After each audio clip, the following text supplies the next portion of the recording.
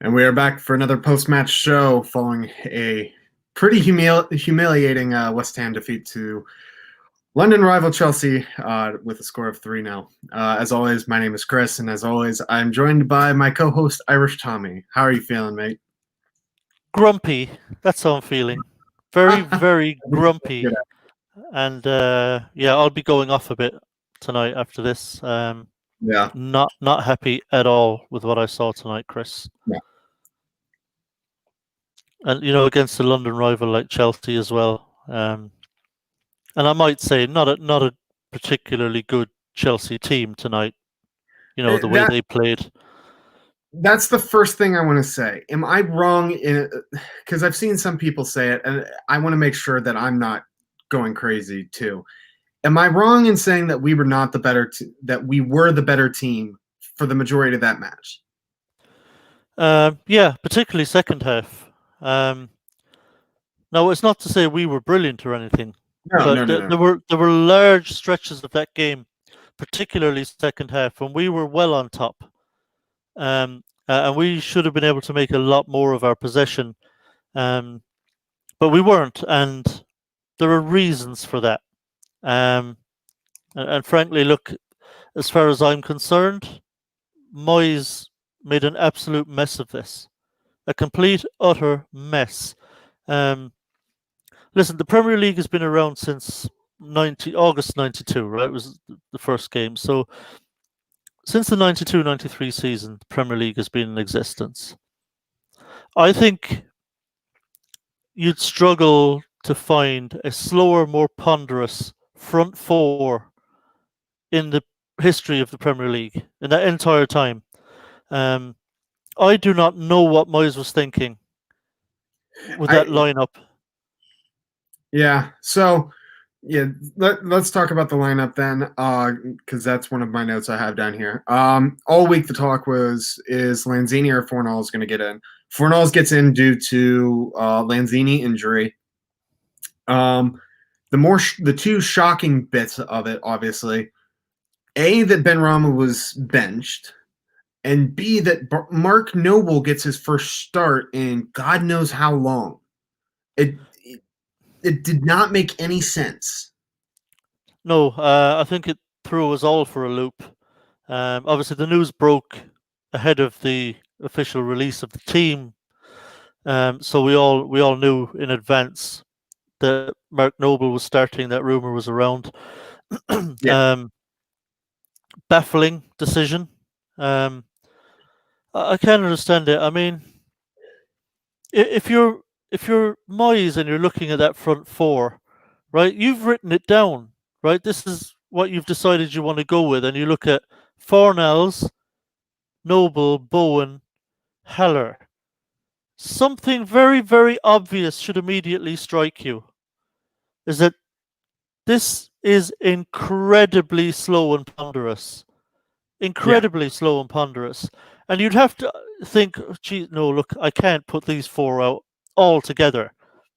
We're going to need something a bit more. We're going to need a bit more pace put in here, a bit more trickery, a bit of something that might trouble Chelsea a little bit. Because that front four were never going to trouble Chelsea. And as I say, the proof of the pudding is in the eating. What was there all in all? 96 minutes of play? And we did not register a single shot on target. Not one. And that's damning, considering how much of the ball we had and how much of it we had in Chelsea's defensive third. That we still didn't test Mendy a single time. It's damning.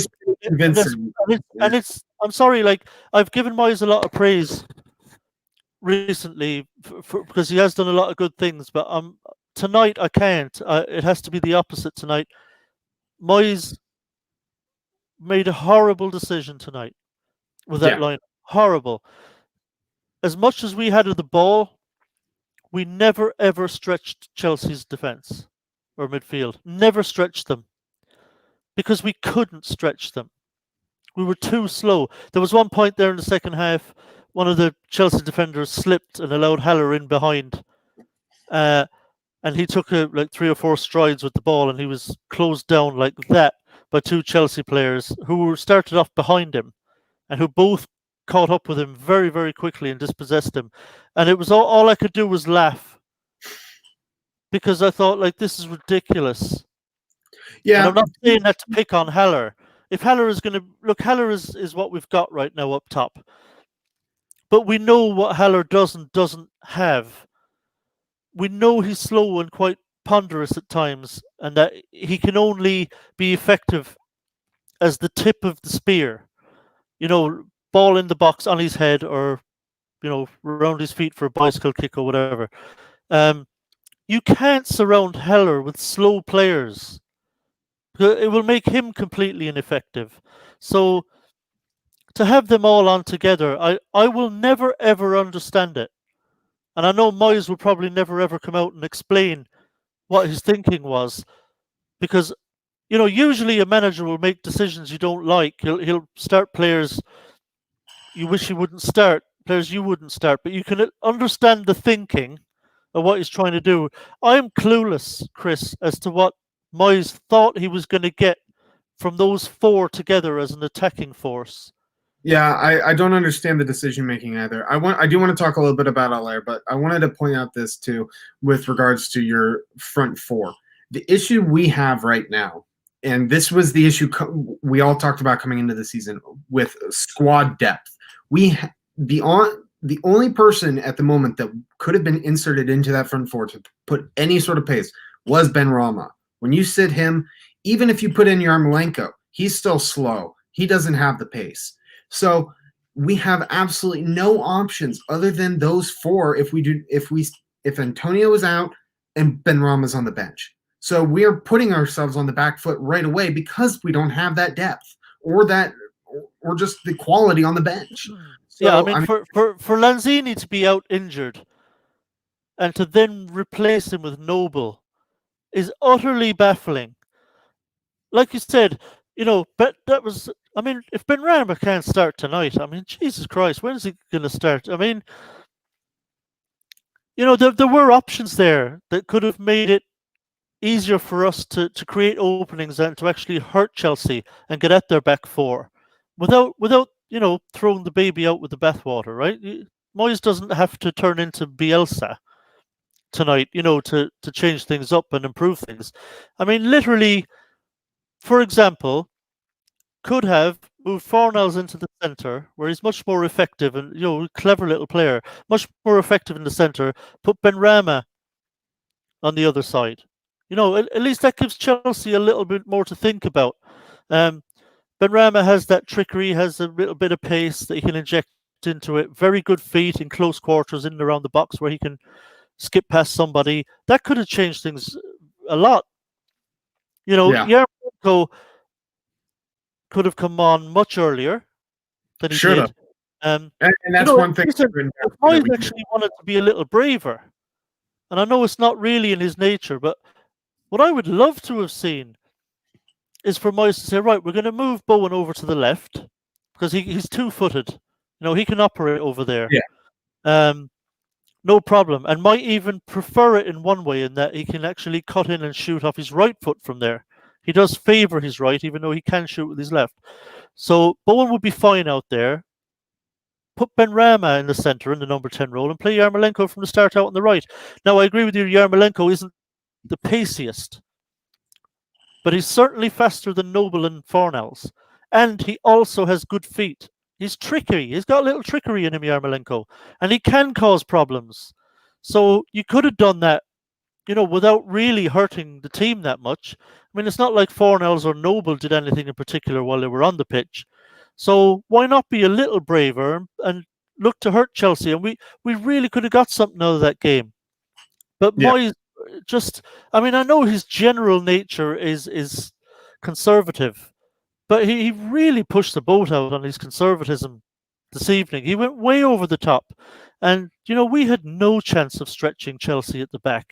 I mean, as much of the ball as we had in good positions, they were comfortable defending it because no one was ever being pulled out of position. We never made it uncomfortable for them. We didn't have a chance. We could be playing until the sun came up tomorrow morning, and we still wouldn't have scored. And I'm sorry, this one is on Moyes Yeah, because because overall we played quite well. We yeah, matched Chelsea. You look at that on paper, it's a 3-0 loss, and you think, Jesus, Chelsea must have been completely dominant and been really good and much better than West Ham. But that's not the truth of what happened in the game. We if held our own and got on top of that game for long spells.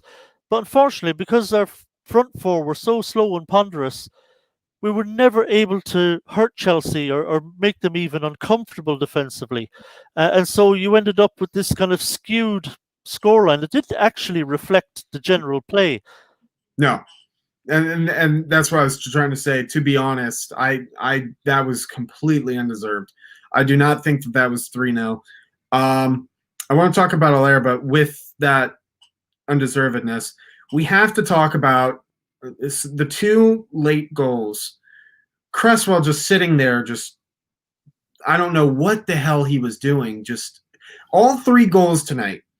Cresswell was not covered. First of all, or the last two goals, Cresswell was just watching the ball and got caught up, wasn't paying attention, wasn't marking the correct guy. And then Thiago Silva, the first goal, completely unmarked. I mean, they're completely correctable errors that, and we're right back in that. But I don't know what the hell happened. It's unfortunately one of the drawbacks of the zonal marking system is that you're not tasked with picking up a particular individual. And when there's obviously a lot of players in the box, running left and right, dropping off, running towards goal, a player can get lost in the wash, as it were. And unfortunately tonight, for the first goal, Thiago Silva got lost in the wash. Nobody picked up his run into that area. So, it looks bad, to have a free header from a corner from 7 yards out, and he couldn't miss. Just an easy, soft goal. Very, very disappointing. And only 10 minutes gone. And, in a big London derby away from home, one of the things you want to do is just not go behind early. Unfortunately, that did happen to us on this occasion. I think Bowen and Cresswell both had an opportunity to pick up Thiago Silva there, and neither one of them did. So that was really disappointing. And obviously, at that point, you thought, oh, Christ, I hope it's not going to be one of those nights. And of course, it turned out to be exactly one of those nights where we were just left incredibly frustrated. But it's a head scratcher, really, from Moyes tonight. I'll never understand it, even for a conservative-minded manager like him. I just don't get it. And unfortunately, those two goals in 2 minutes really were undeserved for Chelsea, to be honest. Like I said before the game, I was talking to various people. They were asking me about what do I think is going to happen, and I was quite confident that we were going to get something there because I didn't think Chelsea were that great. And we saw that tonight. To lose 3-0 to a Chelsea team playing like that, I mean, what did Chelsea have to do, really, in the end to beat us 3-0? Not very much. No, not at all. There was no great play apart. They weren't cutting us open with brilliant moves. It shouldn't have happened, frankly. And this one is squarely at the feet of David Moyes for just making horrible, horrible decisions. I've never, ever seen a West Ham attack that slow and ponderous in my life. Yeah, I agree. But speaking of, we need to talk about we talk about him week in and week out. I feel like Allaire is a roller coaster. Last week was the high. This week was a low.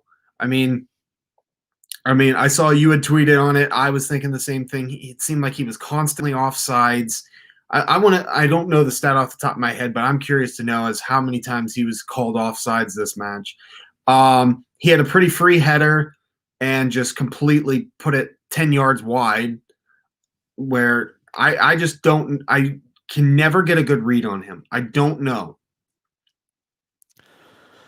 Yeah, there's so much to get into on this tonight. It's just And with Haller, okay, it wasn't one of his better games, but I don't think Moyes helped him either, to be True. completely honest. So here's the thing with Haller.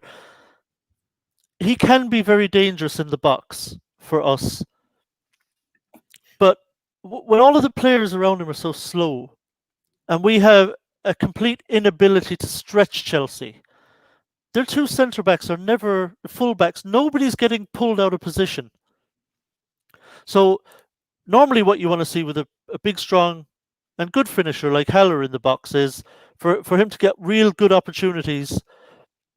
Is for a centre back to get pulled out of position where the space opens up in there a little bit, and he has a little bit more room to operate in, so he can attack the space that's been created by a centre back or someone or a full back getting pulled out of position. That never happened. So whenever Haller's in the box, you can dump balls in there, but there's two centre backs around him every time the ball comes in. So it's quite easy for them to deal with Haller like that. So whereas if we'd have, say, had a much better kind of attack around him, say if Ben Rama was there, if Yarmolenko was there, and players are getting pulled out of position and it's opening up that space inside the box, then Haller can make those little runs where he gets free and he's got a couple of yards of space and the ball comes in and then he's got the chance to shoot from close range or to put a header in from close range without really being challenged. That didn't happen once tonight because we didn't pull them out of shape once tonight. So both their centre backs are just standing around Haller, challenging him for every single ball that comes in. So I don't really fully put that at the feet of Haller. I think it was going to be difficult for him in those circumstances tonight. There have been other games where I have put it on Haller, and I'm not afraid to when the time comes. And look, nobody thinks I'm one of the Haller fans who thinks he can do no wrong. That's not me. But I do like to try and at least be balanced. Where Yeah. I think we didn't help Haller in any way tonight. It was always very difficult for him whenever the ball came in because Chelsea's defence was always in position. Nobody was getting stretched. It was easy for them to defend against a player like Haller tonight. So again, I'm afraid it comes back to Moyes. He did Haller no favours tonight with the people he put around him. So, I'd almost give Haller a pass. Okay, he did have one kind of free header where he just only got a glance on it and it went well wide, where he probably should have done a bit better and put it on target. But other than that, I can't think of any chance that was given really to Haller in the game when he was inside the box. So I'd kind of nearly give Haller a pass on this one. I don't think Moyes helped him at all tonight. But yeah, the frustrating thing with Haller was even when he was trying to make a little diagonal run, he just needs to be much more aware of where the last defender is, and in timing his runs just to make sure he's not straying offside, because he did it on a number of occasions tonight, and obviously that was frustrating to watch. Almost every time he made one of those runs and the ball came into him, he was off. So yeah, he has not had a great game, Haller, but it's not all on his head this time, I don't think. I want to get your immediate reaction to this thing because Robbie Hart had brought this up in the comments. Very end of Moyes' post-match press conference, he's quoted as saying, "Maybe I will need to find another Marco Arnautovic or Mickey Antonio," when asked if he might need a new striker in January. So it seems like he's taken some shots at Allaire now. This almost seems like it's like a flare to the board, like, hey, we need new attacking help. I accept that, I suppose. It's a message to Haller, I think, essentially that absolutely. you're not going to be here much longer. Clearly, David Moyes does not like what he sees, which is fair enough. Look, managers have things they like and things they don't like, but I'm in agreement. I think we've got to inject some pace. Yeah. At number 9, Antonio has it. He has pace. He has power. I think we discussed. Was it with you? I discussed this before. If we could find another Marco Arnautovic type as a number 9, that would be ideal. Someone who's got pace, who can finish, and who's got some strength. Yeah. I don't know if it was. Now, the strength thing, I'm not overly worried about, to be completely honest. I'm not worried about them having super strength. I just want to see pace. We talked about this before. Was it on the last show, possibly even Chris, where I'm saying, look, we need a forward in the kind of Jamie Vardy Yeah, style this was last match. This who was can last. make those runs in behind, and once he's in behind, he's gone. You're not catching him. And who can finish. So yeah, I'm not surprised that David Moyes has said that. It's a bit brutal actually, because obviously he said it publicly, and it's basically him saying in public, Sebastian Haller is done here. Yeah, his time is coming to an end. His days are numbered. Yeah, but I can understand his thinking on that, and I do actually agree. I don't think Haller will ever work for us in a David Moyes system. No. So I think it's only right that we move him on, let him go somewhere where the system does suit him and where he can blossom, because he does have a lot to recommend him in the right team.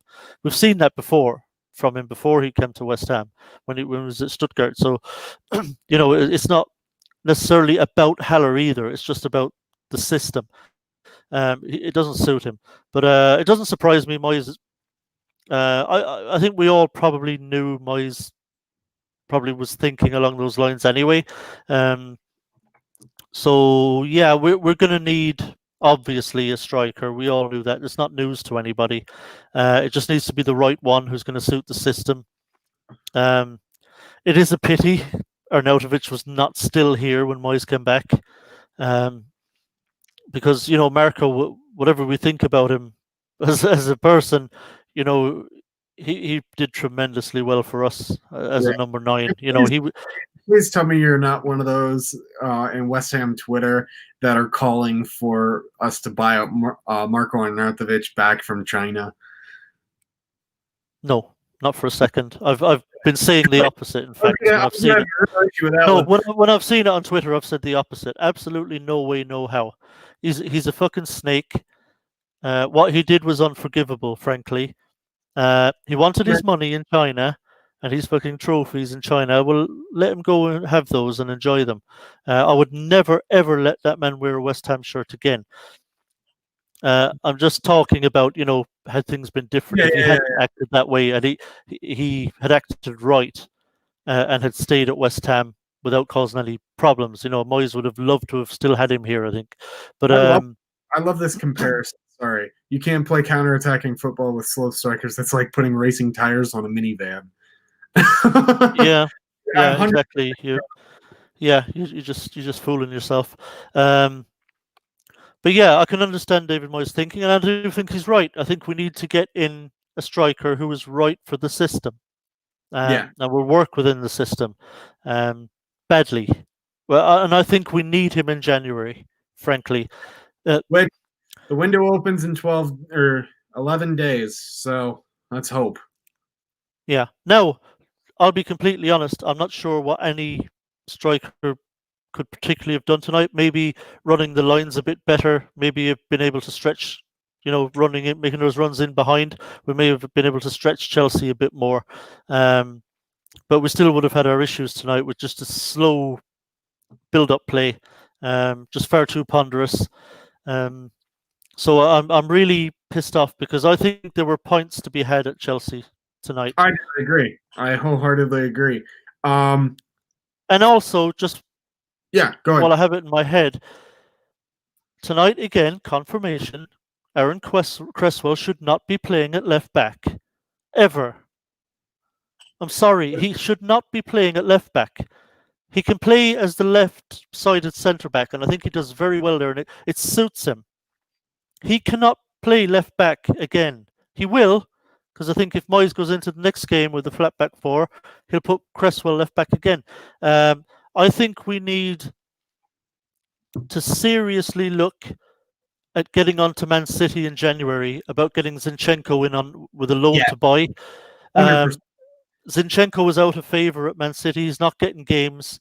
I think he's maybe 3rd or 4th in the pecking order now at left back at City. But Zinchenko is a really, really good player.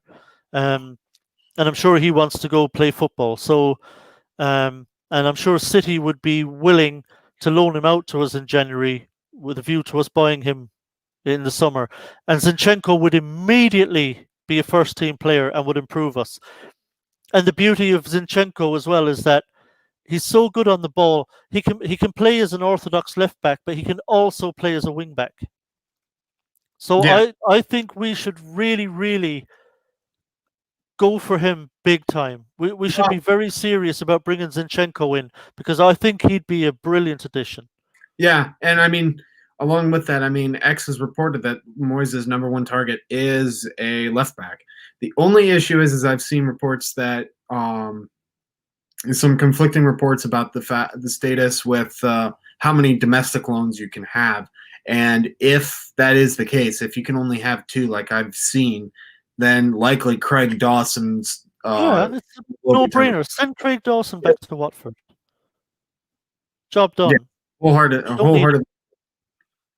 Don't need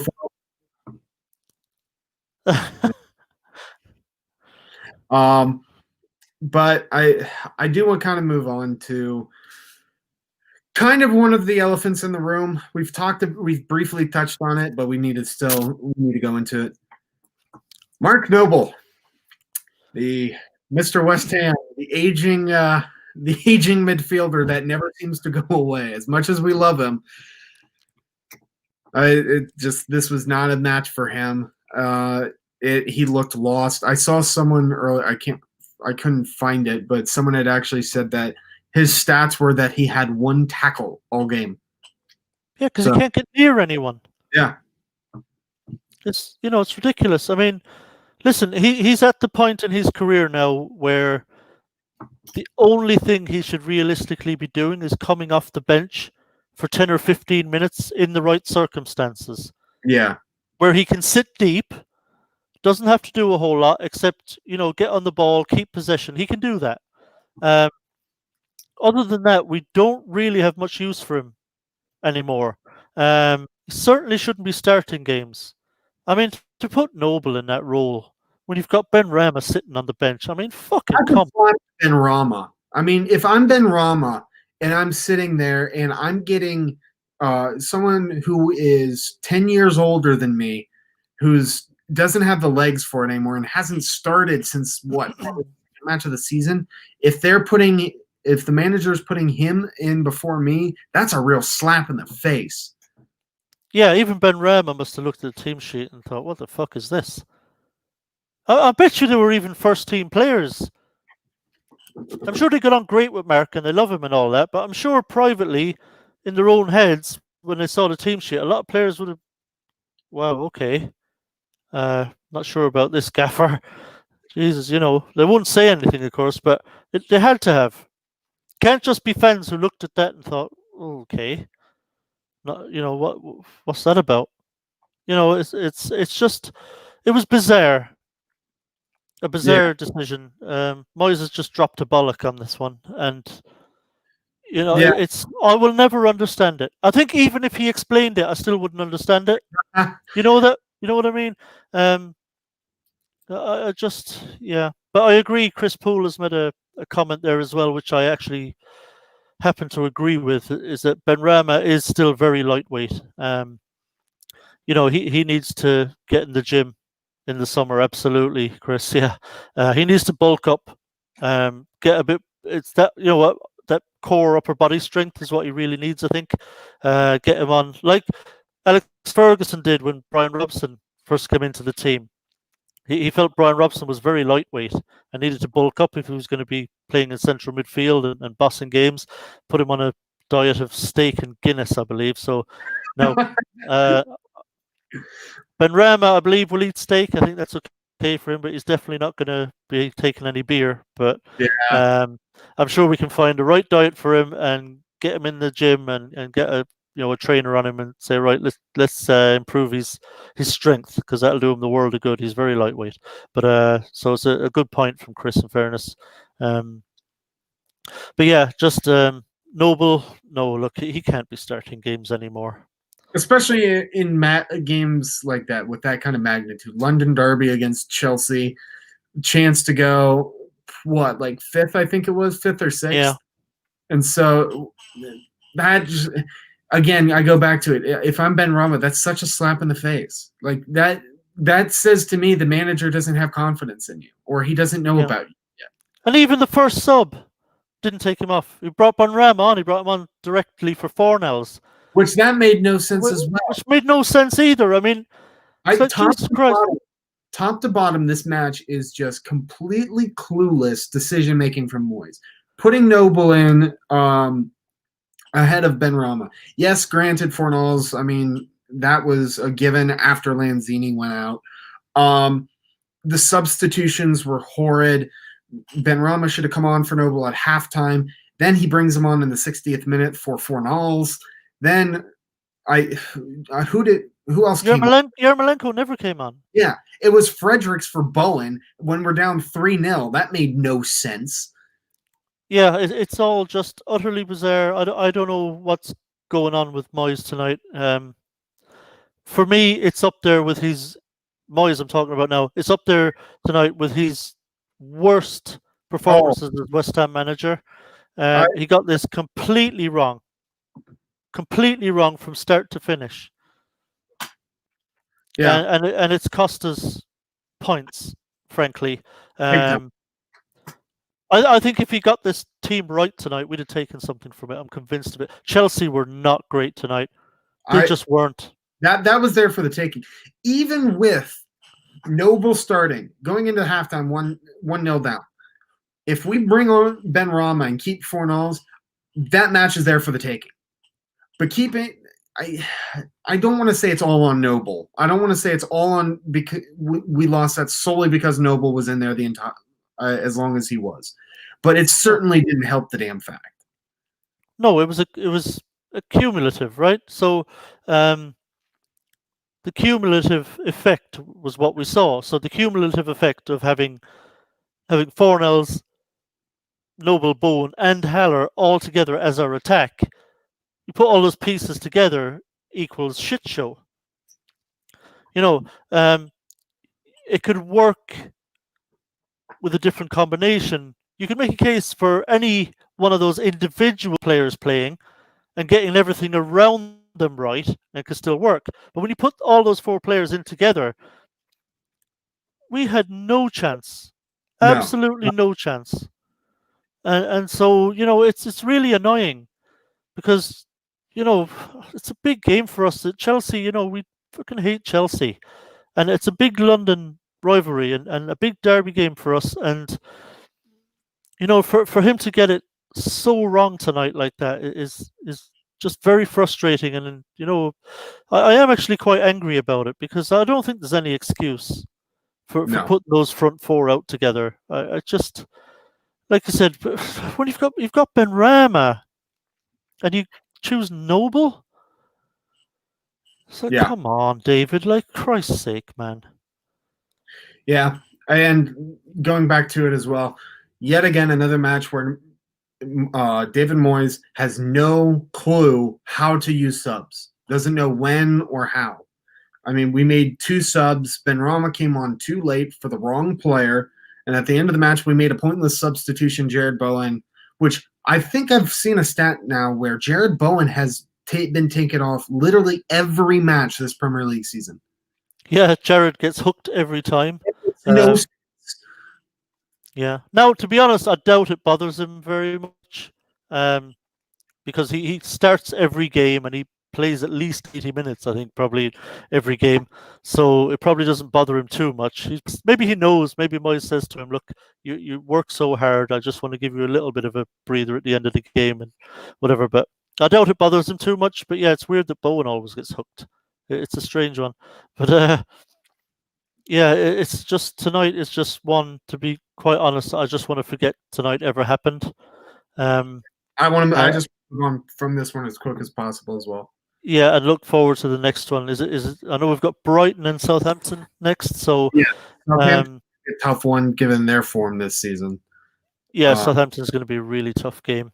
Could be a fun one to watch though. Yeah, that could if Moyes doesn't drop another bollock, it could. Which is very likely. I will say though, I did just have this come across my phone through Twitter. From Claret and Hugh, apparently Antonio will be back in time for the Brighton match. So that's a bit of a positive. That's a massive positive. Yeah, massive positive. We need him back. Now, I just hope. I don't know. I don't know. Look, see, here's the worry again, Chris. Are we going to do this again? Because he wasn't involved tonight in any way, shape, or form in the team. You know, if Antonio had been on the bench tonight and had come on for a bit, I might feel a little bit better about him starting next week. But we know what happened last time. We just threw him in as soon as he was ready to go, or we felt he was ready to go. He lasted one half and was injured again. And I hope, Moyes, out of desperation, isn't risking him in the same way again next week by just saying, okay, he's technically not injured now, so we're just going to chuck him in from the start again. And I just hope he doesn't break down again. Ideally, when a player has had a hamstring injury and then had a slight little relapse, ideally you want to be starting him off coming off the bench and kind of build him up for maybe 3 games before you actually start him again. So we obviously know why Moyes will probably throw him in from the start next week, because he just doesn't like Haller. But the worry is that, well, there's 2 worries. First of all, will Antonio look as bad as he did in the first half when he came on last time, when he started the last game, because he's just not match fit and looks slow and looks sluggish and tired. And so and the other worry then, of course, is, will he do his hamstring again? Will he break down again? So, I feel mixed emotions about Antonio. If he does start next week, I think I'll be watching all of his runs through my fingers, just hoping he doesn't break down again. But yeah, we've got to get a left back and a striker in ASAP when that window opens. And I don't mean the usual, let's hang on till the fucking transfer deadline day and try to get something over the line. As soon as that window opens, we should be, like that. In for Zinchenko, in for Josh King, or whoever, this Sema fella at Sparta Prague, is it? Or Slavia Prague. Slavia Prague, excuse me. Got my Pragues all mixed up. So, yeah, we should be looking to get those 2 in immediately because they're needed. We might as well buy the whole Slavia Prague team. Yeah, it's getting a bit ridiculous now.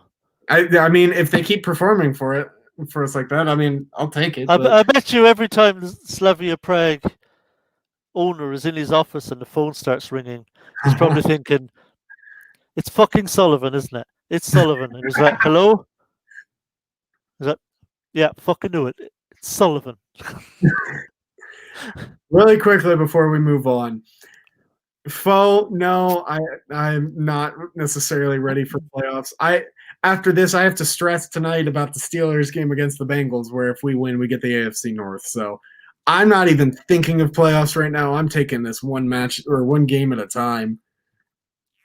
But I do, before we kind of wrap up, we've still got a little bit of time here, but I do want to talk about some of the positives, because there were some today.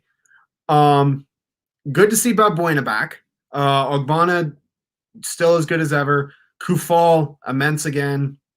And then on top of that, we have such a partnership between Souček and Rice. Rice was immense again today. Yeah, we have a superb partnership there. They're absolutely brilliant together. And obviously over time they've developed that partnership where they understand each other's game. So yeah, I mean, we're absolutely blessed really to have those 2 side by side in midfield. They make a huge difference. And I have to say as well, our centre-back pairing, Balbuena and Ogbonna, are absolutely superb as well. And we're very lucky that we have a really good centre-back partnership. Like you say, Kufal, I mean, since he's played the last 2 games at right back, I mean, he was decent as a wing back. But you can see, it's very obvious in the last 2 games, that while he's a decent wing back, he's an absolutely brilliant right back. I mean, you can see that's his natural position, where he's most comfortable, and he's just superb at right back. And when he was playing as a wing back, Kufal, I thought he kind of looked like a £5 million defender, right? He was okay. He did okay, played well, but didn't, you wouldn't say, oh, he's amazing. But since he's gone back to right back in his last two games, now we're really seeing what he's about in his natural position. So our our defender who looks like a £5 million defender at right wing back looks like a £20 million plus defender at right back. So that's hugely encouraging, and it makes you want to stay in a flat back four. I mean, if we could get a flat back four, say, with someone like Zinchenko at left back, then I think we're set. I would have no worries about a flat back four then, and it gives us that extra attacker as well, right? So than it does when we're playing with wing backs. So I would love to get Zinchenko in and just stick with a back four now.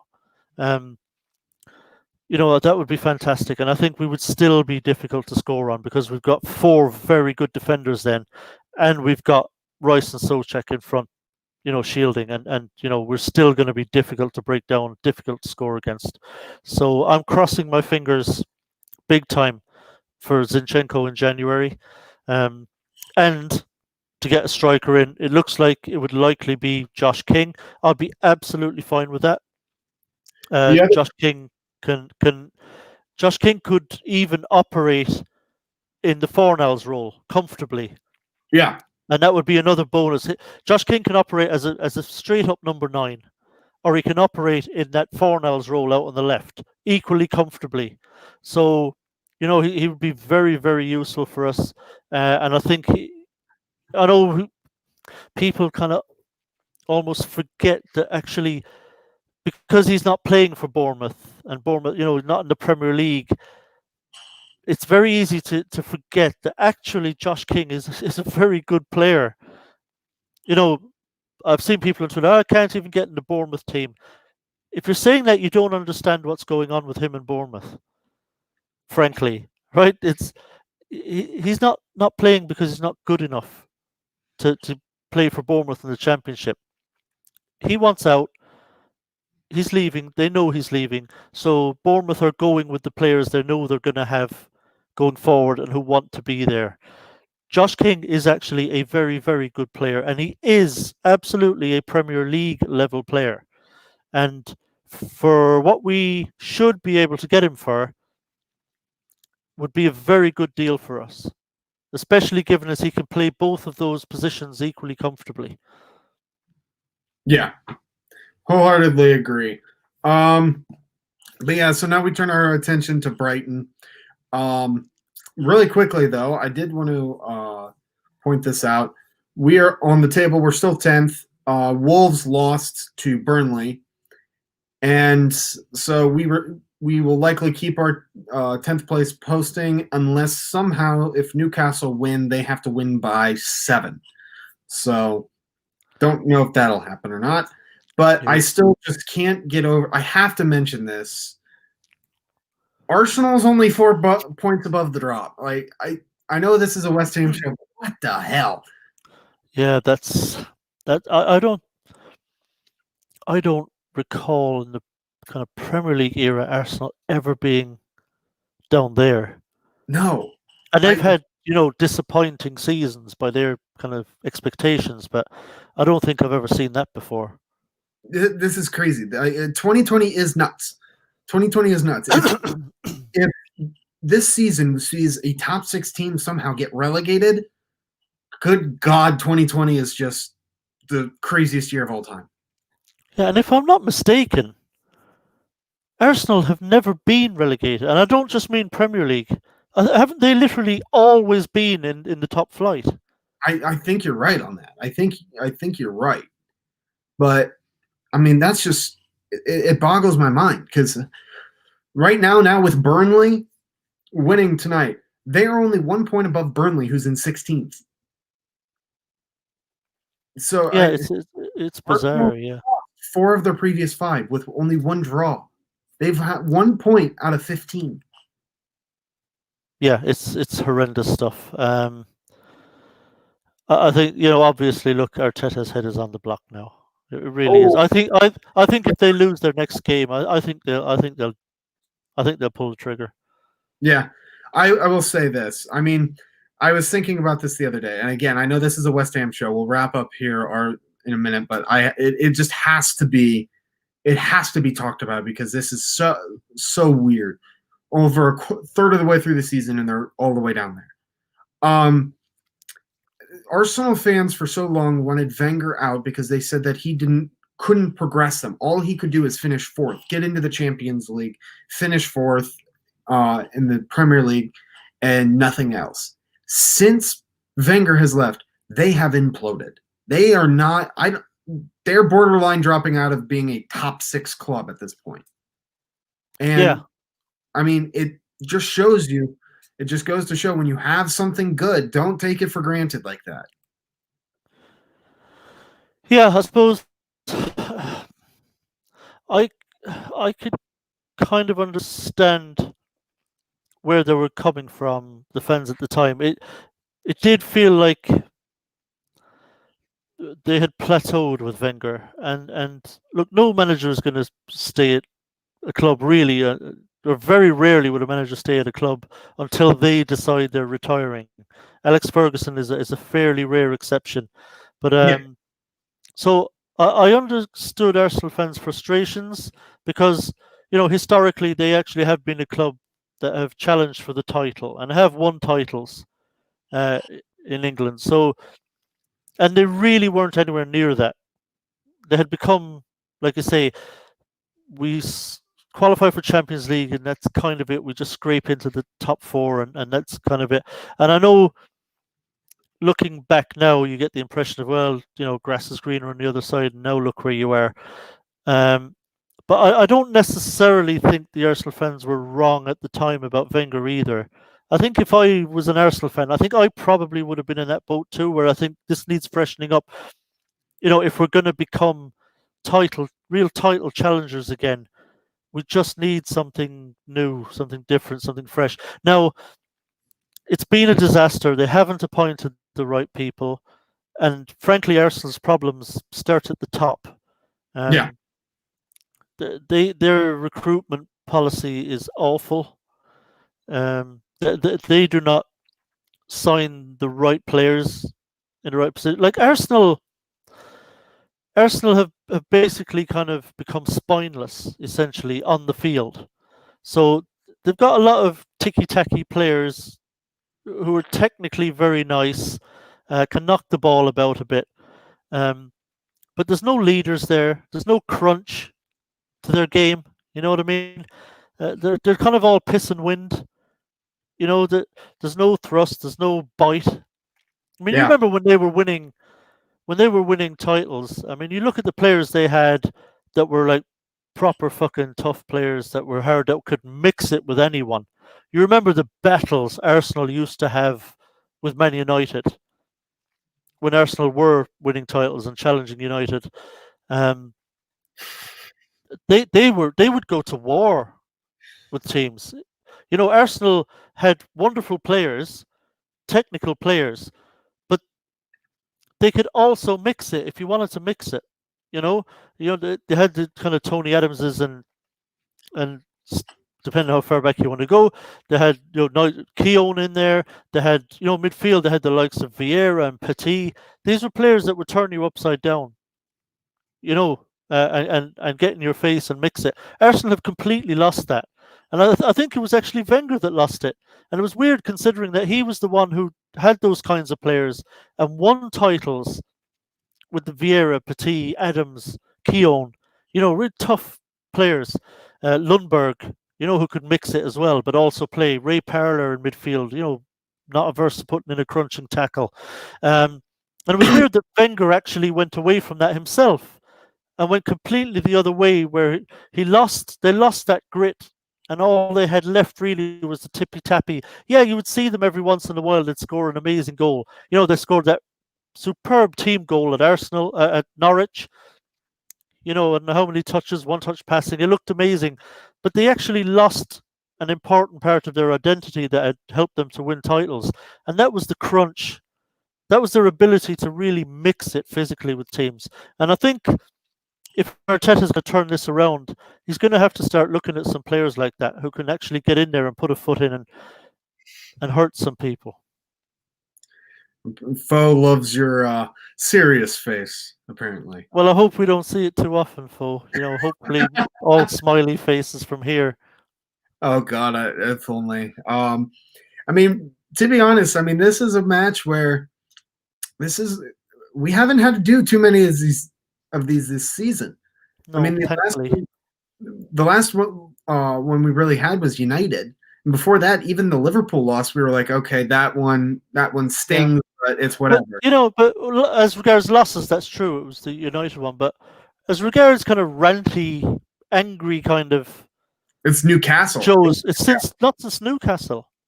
Yeah, the first match of the season. This has been a good year for us thus far. So it's not like I'm pressing the panic button or anything like that, saying, oh, we're going down, or that Moyes should be sacked or anything like that.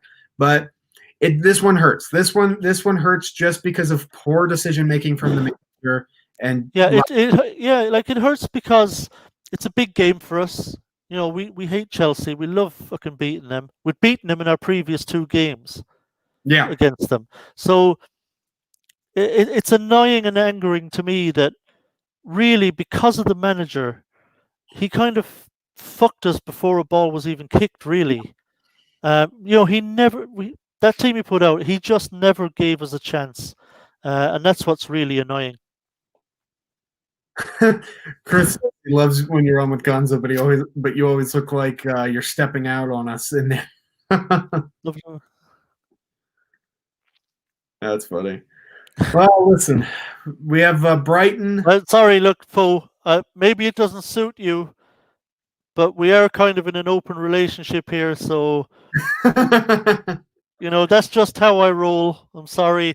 Not big on commitment. That was Chris who had said that. Foe was saying that the Arsenal chat. Chris Poole, right? Okay, sorry, Chris. Yeah, we're in an open relationship, and you're just gonna have to. Just gonna have to love me for who I am, I'm afraid. Fair enough. Well, listen, before we go, do you have any other words? Yeah. Yes, because I don't want to. This has been a pretty downbeat kind of ranty show, so I want to end on a little bit more of an optimistic note. So, listen, we've got games coming up that are winnable for us, and overall this season we have been very good. More often than not. Hopefully Moyes will have learned from this. And I suspect next week we will see a more attacking front 4. Especially and I think we'll see a really good performance. And hopefully, is it Brighton or Southampton next? I know they're our next 2. Brighton and then Southampton. Brighton next. Well, here's what I think. I think Moyes will get it much more right next week, and I think we'll play better. We'll have much more thrust to our attack, and I think we'll get back on track next week with the 3 points against Brighton. So how's that? It's a good way to end on a positive note, but at the same time, I've just realized this. We play Brighton, Southampton, and then Everton. All 3 of those matches are within 5 days. So. Yeah, look, that's the Christmas period. The games come thick and fast, so we'll just have to. Which ones are home and which are away, Chris? Because that matters. Let me see here. And the order. We are home to Brighton, away to Southampton, away to Everton. Yeah, see, that's where it gets tricky. We're going. The home game, obviously, next is fine. Yes. There was no traveling. There was no traveling for this game this evening. It was London derby. There'll be no traveling for the next one. And thank you, Foe. Love you too. And I love this from Chris as well. No strings attached. No strings attached. Let's all just have a good time, Chris. It's all good. It's all good. So yeah, so traveling is the big thing, right? Over the Christmas period, sometimes you get lucky where you're actually not doing much traveling, and it really helps. So no traveling tonight, no traveling for the next game. We're at home to Brighton. The problem then is we go down to Southampton and then have to go on which is obviously South Coast.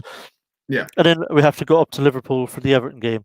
So that's where Moyes needs to figure this out, the traveling arrangements when we go from one to the other. So it shouldn't be too bad. And hopefully got another home game. It would be nice. I don't know the schedule. I'm not looking at it, Chris. It would be very nice if we had 2 home games on the bounce after the Everton game. That would kind of be ideal, really. Okay, so after the Everton match, we have 10 days, and then we are away to Stockport in the FA Cup. Following that, we have 2 matches on the 16th and 19th that are both home to That's good. And West Brom. That's good. 2 home games on the bounce after those. We'll be fine. The schedule is not that bad to us. You know, we've got, like I say, we were no traveling tonight. We're home the next game. So the only kind of tricky bit is down to Southampton, then up to Everton. But we should be able to handle that. And like I say, after that, then in the Premier League, you said we've got a 10-day break before an FA Cup game. Yep.